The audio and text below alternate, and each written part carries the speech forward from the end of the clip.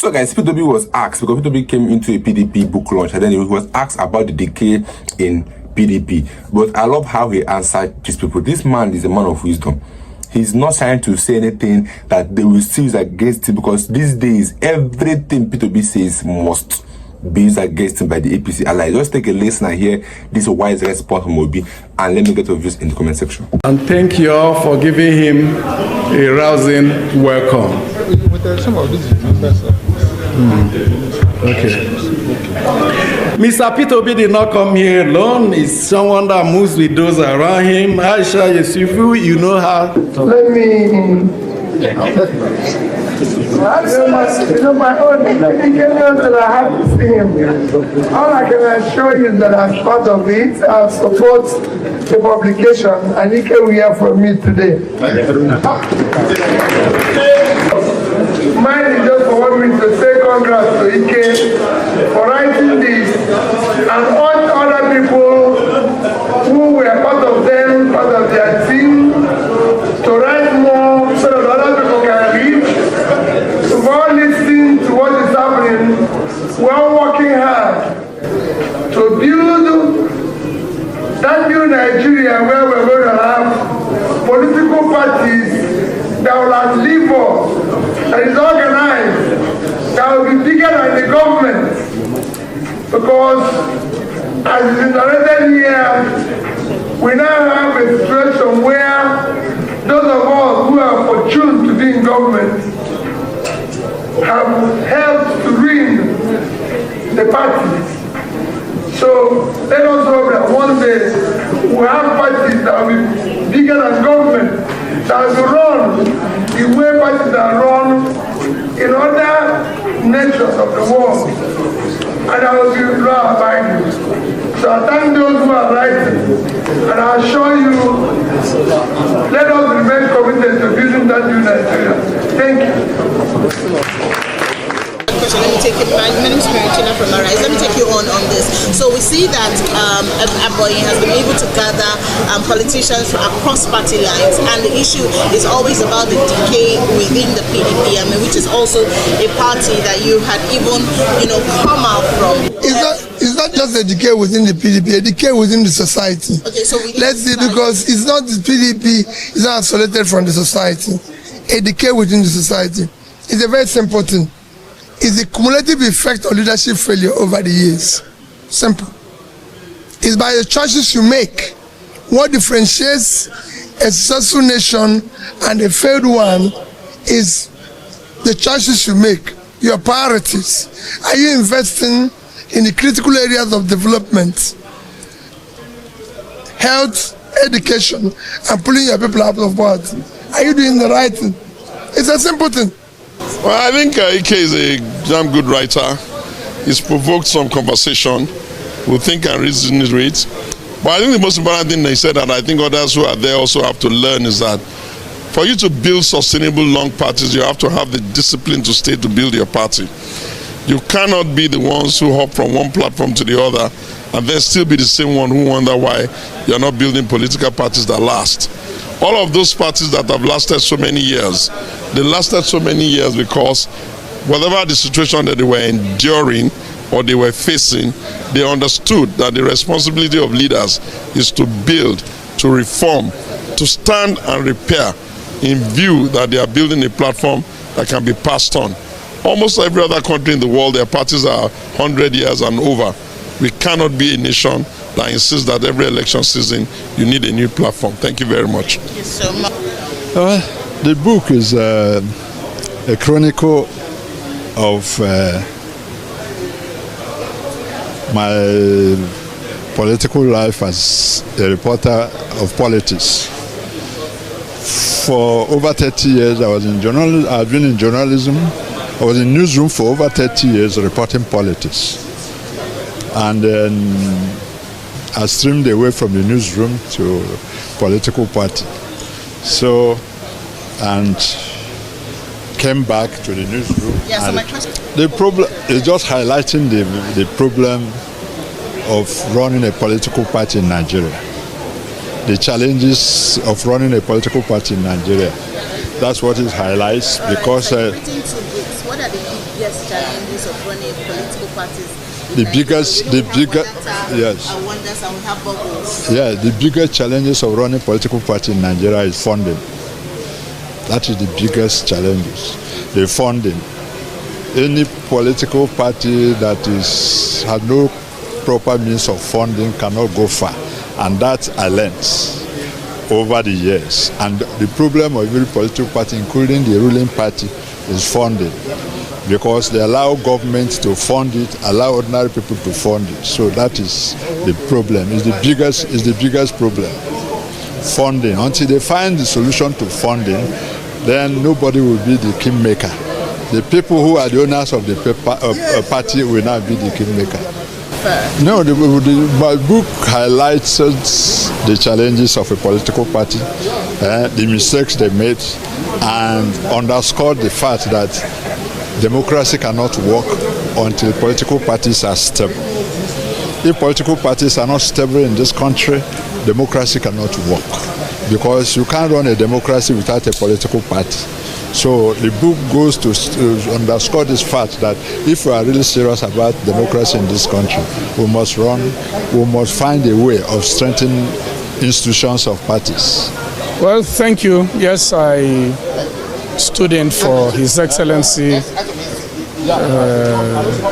Senator Bala Abdulkader Mohammed, Governor of Bauchi State, who doubles as Chairman of the PDP Governors Forum, who himself is a journalist. And so this function that has the role of the PDP in the democratization process of this country in the last 26-27 years, even if he was not to come here leading the PDP today, he was going to be here as a seasoned journalist before venturing into partisan politics. And so, in his considered opinion, this event is worth all the while for obvious reasons. It's supposed to at least begin to correctly shape the narratives in terms of the effect of journalism in our democracy. You will agree with me that the insight of Ike, being one who has been at the helm of affairs closest to two national chairmen of the party in the running of the affairs of the PDP at very critical times, both when we were in government and when the party was out of government, cannot be overemphasized. Talking about the role expected of journalists as the fourth estate of the realm in governance, you will agree with me that over time, because of the monetization processes of nearly all facets of life of the Nigerian citizens, it's been so watered that what journalists hitherto used to be in putting government at the proper course, we have lost those values. How to revisit it is fundamentally all encaptured in the books as presented today by the reviewer of the book.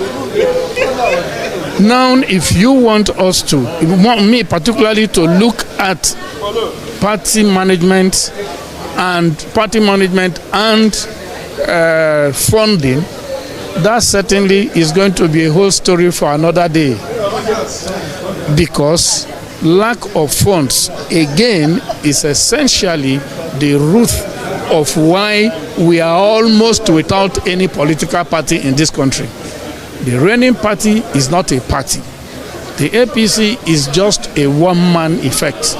The PDP, the Labour Party, that essentially are supposed to be opposition parties, we are living witnesses to all that they have had to go through in recent times, for which we cannot say funding is not part of the issues.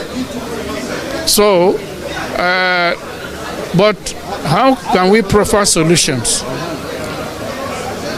We must first of all build our parties along very strict lines of what does a party stand for? What does it represent? First, before you can begin to bring in people.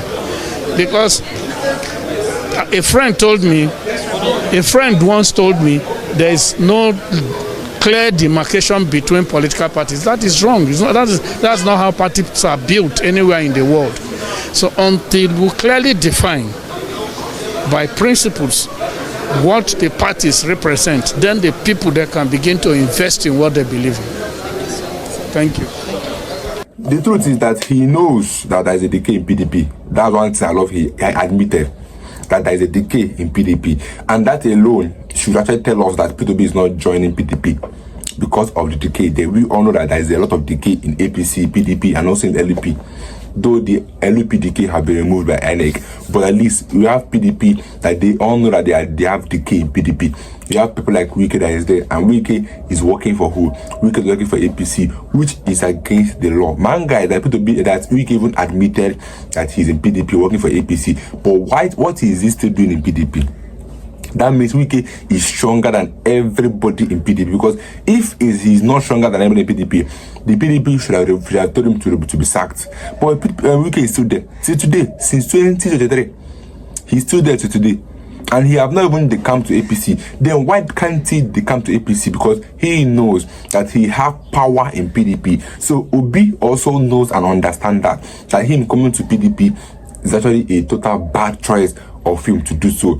That these people called Wike and APC will not even allow him to come near to be the president, because they know that all of them are going to lose their seats. Like, they are aware that they will lose their seats. They are aware. They are fully aware. You see the INEC chairman, you see the Senate president, you see the senators, you see the House of Rep members, you see the House of Assembly members, you see the policemen, the army. They all know that they will lose their job. That's why they are fighting P2B. And that's as if they are all supporting Tinubu. But the truth is that anybody will remain where they will benefit, and they will fight that their benefit. That's how it is about life.